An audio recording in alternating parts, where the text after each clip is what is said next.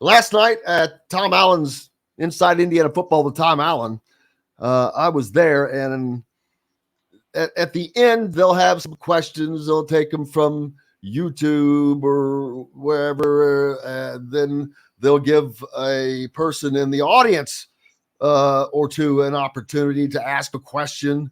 And last night, a fan did not ask a question, was very complimentary, is someone who is a long time follower, someone who attends the coaches shows on a regular basis, and made a statement that is let's just call it the statement heard around Indiana, because it's gone viral. My man Mason Williams from the Hoosier.com sent it out last night pretty much immediately, and I'm just curious as to how many likes that thing has gotten already. It's got 467 likes and 141 retweets. Retweets. Several wow. as well. That's 140 something retweets. That's massive. But it was about the play calling. It was a direct question that I would have liked to ask. It was a statement. Yes, it wasn't even a question. You're right. I apologize. It was a statement. But it's a question that I haven't been able to get to the Monday press conferences because they've changed the time and it's earlier, so I can't make it. And now I can't ask that question today on the Zoom with Tom because, or someone's going to bring it up, I would assume. If they don't, I will. Because it's something that has to be addressed, and you can't just ignore it. You can't sweep it under the rug. It's there. Dustin, we had a little conversation earlier. What was the difference of opinion you had? Well, are we going to listen to the clip first, and then I can get into my opinion? Yeah, okay. Yeah, let's go ahead and run this. You'll hear everything. So here was the statement by the fan at Chop Shop last night. Sir. Okay, my name is Harold Simpson. I'm from Bloomington, Indiana, and Coach knows I've been to shows over and over again. Coach also knows that I've not been up here ever asking a question. So are you nervous or what? I'm nervous. I don't like being here at all because I coached football for 10 years and played 7 years of semi-pro football and, of course, did my high school career. So we got it back. I don't like being up here, but my section, all right, is extremely unhappy. And since I'm the biggest yeller in the stadium, okay, screamer, they are unhappy with the play calling, Coach. All right. And I'm going to tell you, to a man, they love you. All right. So my statement is, it's a business. And and you understand what I'm saying, okay? Because you're the coach and we love you. All right. But it's a business. So we wanted to make that statement clear. Thank you.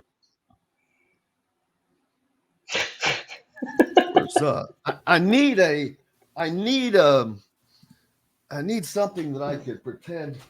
Let's pretend this is a microphone. Mic drop. It's like he just dropped the mic. Mic drop. See, that's the great thing. If one of us says something like that, there are good chances of retribution. And that's why it's a fine line. And I know that people say, well, why don't you ask this? Trust me, I don't think there's anybody that pushes it any further than I do. I mean, I don't mind asking the hard questions.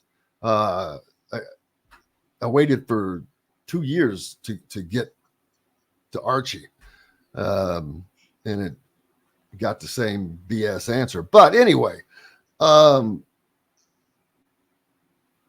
it's more than a business.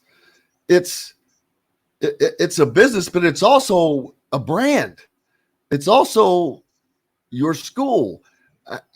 Colorado right now. Okay. I don't care that they got blown out last week.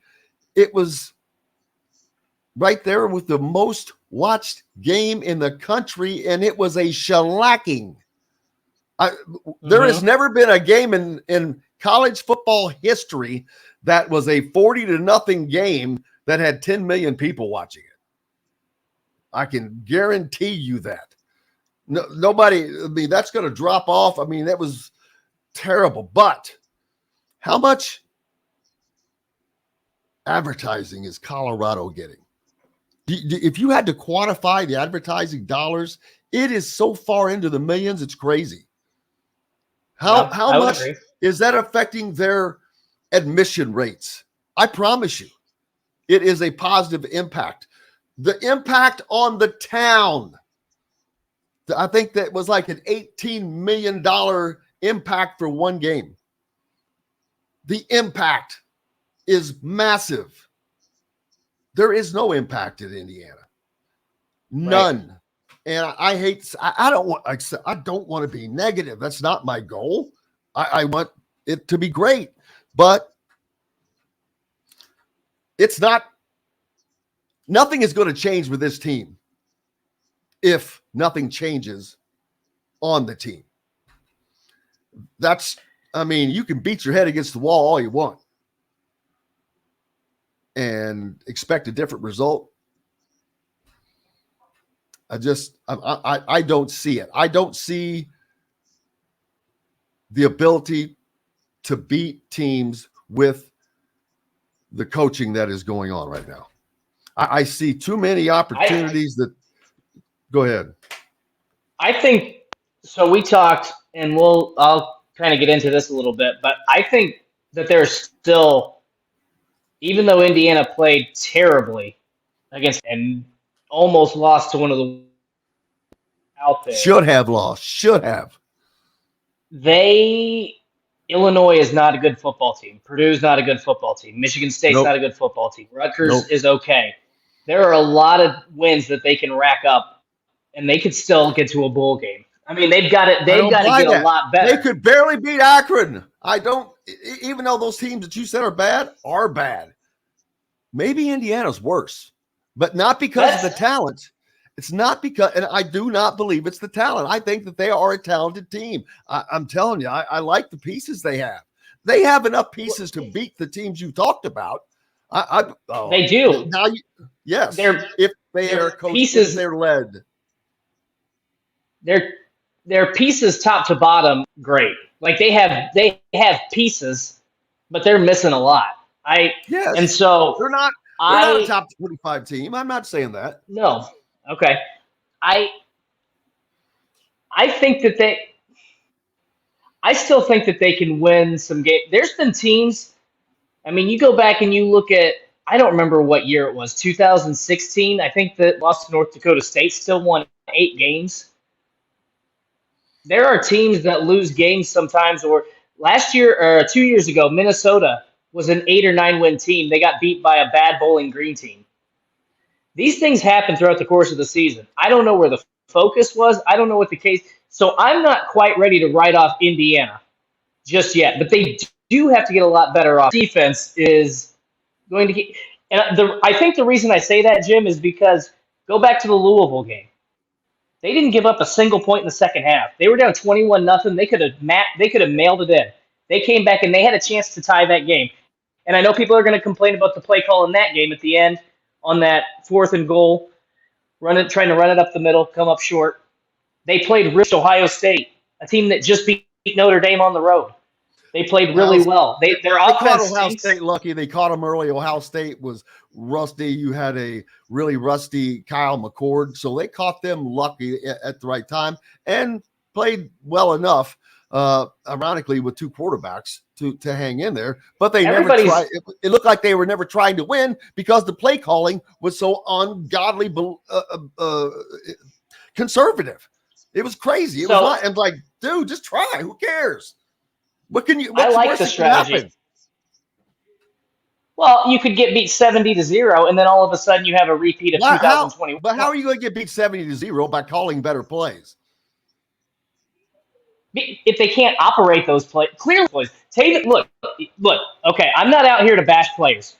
But the fact on that, I don't remember which 2-point conversion play it was, but when you have Jalen Lucas wide open, I don't see things on my TV screen.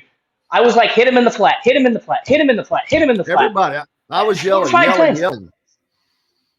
That is an indication to them cannot do what they need him to do out of the playbook.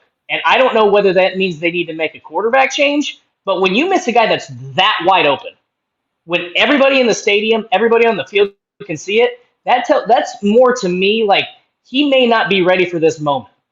I hate to say that. I hate to say that about a kid because it's not. I don't like to bash him. Yeah, but when you have that, that's what makes me think that Walt Bell is restricted in his play calling. Now, again, maybe that means they need to start Brendan Sorsby. I don't know what the situation is, but if you have a guy that can't make that throw, I thought it was going to be Sorsby the whole time, and I based that on everything that I was hearing and told that was coming out of the team. The team, yeah. I can't say the team. That's not fair, but I think that a majority of the team thought Sorsby was the quarterback. And for the coaching staff, it had to be Taven Jackson.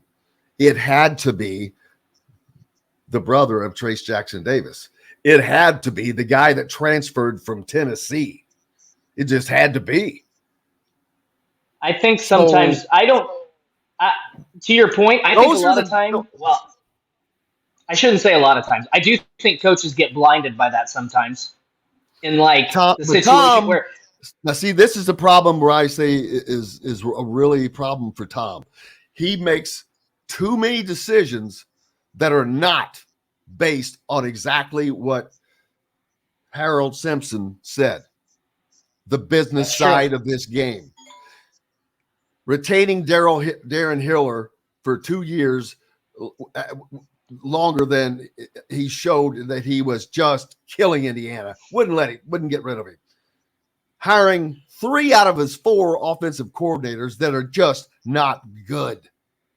Correct. Mike DeBoer was not good. Had to be replaced. Kalen DeBoer was great. Couldn't hold on to him. Should have been made the head coach. I'll tell you right now. Indiana would never have that boldness. But if they can you imagine Kalen DeBoer as the head coach and Tom Allen as the defensive coordinator? That would be a great 1-2 combo, but I can tell you he would have left.